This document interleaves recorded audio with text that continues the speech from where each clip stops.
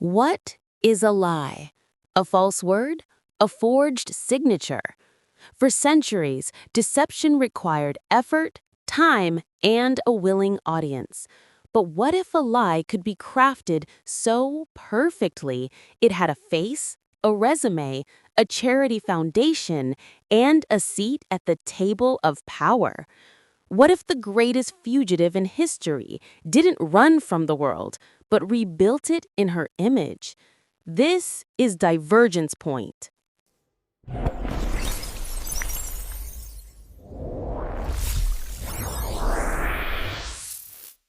In the early hours of October 25, 2017, a private jet taxied down the runway at Sofia Airport.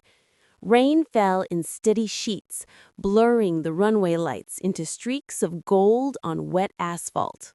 On board was a woman the world knew as Ruja Ignatova, the charismatic founder of OneCoin, the cryptocurrency that never existed. She had just vanished from a conference in Bulgaria, leaving behind a trail of $4.5 billion in shattered dreams and empty digital wallets. The jet lifted into the stormy sky, bound for Athens. It landed, but she never stepped off. The FBI placed her face on their most wanted list. Interpol issued a global alert. Journalists wrote obituaries. Experts debated whether she'd been killed by angry investors, kidnapped by a rival syndicate, or simply fled to a beach in the Maldives under a new name. The world agreed on one thing: Ruja Ignatova was gone. But what if they were all wrong? What if her disappearance wasn't an end, but a beginning? 5 years later, in the gleaming financial district of Dubai, a new name began to circulate among the ultra-wealthy. Elena Voss, Oxford-educated, former UN advisor on ethical finance, founder of Voss Holdings, a boutique real estate firm specializing in ultra-private luxury residences for discerning global citizens. Her biography was flawless. Her accent, polished, neutral, impossible to place. Her style, elegant, understated, always in deep emerald or charcoal gray. Her reputation, impeccable. She'd built schools in Kenya, funded hospitals in Colombia, and hosted galas in Monte Carlo that raised millions for children's education. Photographs showed her smiling beside presidents, prime ministers, and billionaires, always calm, always composed, always in control. No one questioned her. No one dared. Because to become a client of Elena Voss wasn't just about buying property. It was about entering a world where discretion was the currency and secrets were the collateral. Her villas weren't just homes, they were fortresses of silence. Hidden behind high walls in Dubai Hills, the Swiss Alps, or the hills of Tuscany, each estate was a masterpiece of privacy.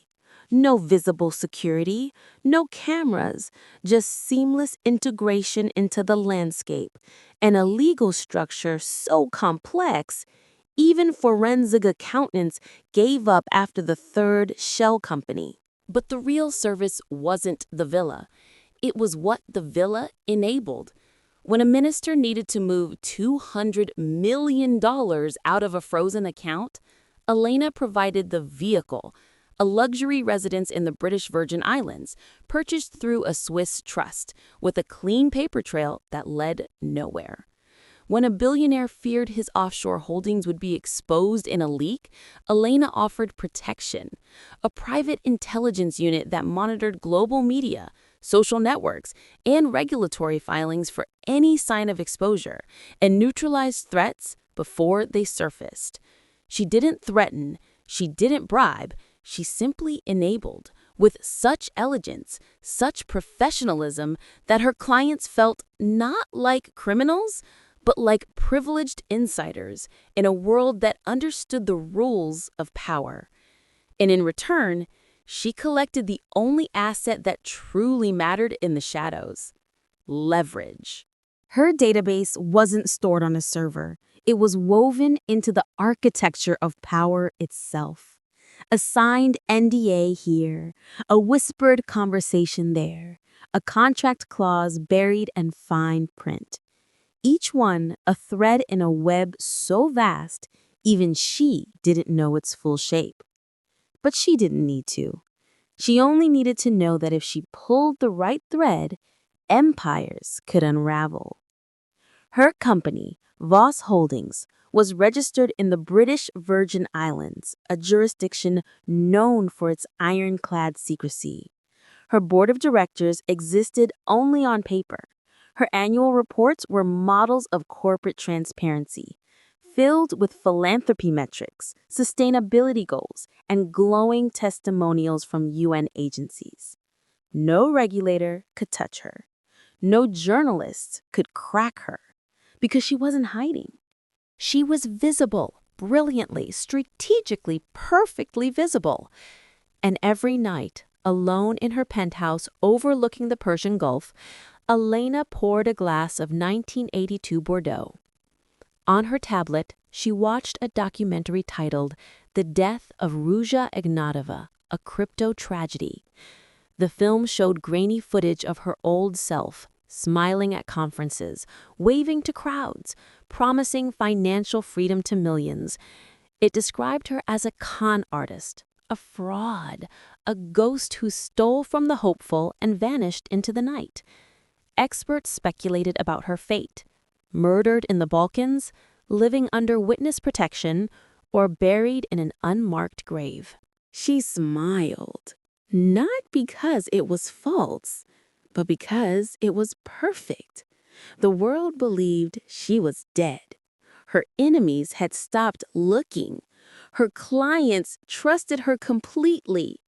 And the $4.5 billion, it wasn't hidden in a vault. It was alive, flowing through banks, buildings, and boardrooms, breathing in the system she had rebuilt.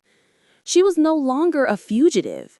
She was the architect of a new order, one where truth was a commodity, loyalty was a transaction, and power belonged not to those who had money, but to those who owned the secrets that could destroy it.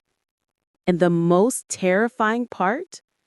You've probably seen her photo in a magazine, smiling beside a head of state, accepting an award for humanitarian work, never suspecting that the woman who saves orphans is the same ghost who once stole billions and now owns the truth that could collapse nations.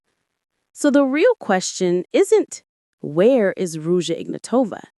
It's, how many of us are already living in the world she designed and don't even know it? This is Divergence Point. The questions we explore here at Divergence Point are complex, but they are the ones that will define our future. If you believe this conversation is important and want to be part of a community that isn't afraid to ask the big what ifs, then consider subscribing to our channel. Activate the notification bell so you never miss the next divergence point in our journey. We have so much more to explore together. Until next time, stay curious, stay critical, and take care.